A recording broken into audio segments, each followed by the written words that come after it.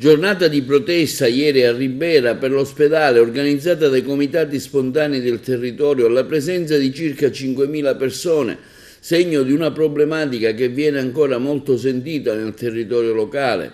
Presenti anche molti sindaci dell'entroterra che vedono un punto di riferimento importante per la struttura medica crispina.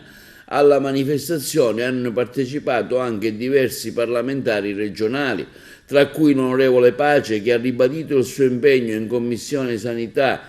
La scorsa settimana, ha affermato Pace, in occasione dell'audizione con l'assessore alla sanità Giovanna Volo per il riconoscimento del presidio ospedaliero Fratelli Parlapiano di Ribera quale ospedale di zona disagiata, al termine una risoluzione, afferma l'onorevole Pace, che ha trovato tutti i componenti della Commissione d'accordo, che impegna il governo regionale ad adoperarsi in tal senso e che ha trovato tutti uniti.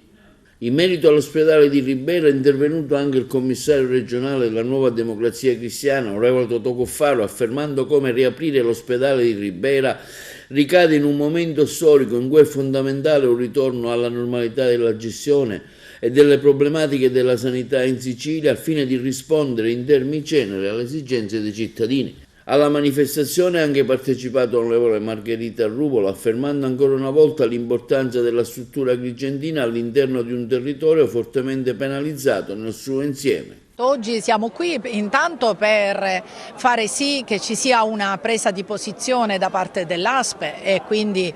dell'assessorato alla salute che possa aprire l'ospedale con il no Covid e quindi con tutto quello che questo rappresenta. La seconda cosa è fare in modo che il pronto soccorso per i codici base possa funzionare, quindi anche il pronto soccorso no Covid, e poi iniziare questo percorso seguendo un po' quello che è stato l'input da parte del comitato ospedale zona disagiata per chiedere tutti quei passaggi propedeutici per arrivare a questo riconoscimento. Quindi oggi è l'inizio di un nuovo percorso dopo che questo ospedale nell'arco di meno di 2 anni ha avuto un investimento notevolissimo, grazie devo dire approfittando del Covid, investimenti per poter oggi essere un ospedale all'altezza di questo nome.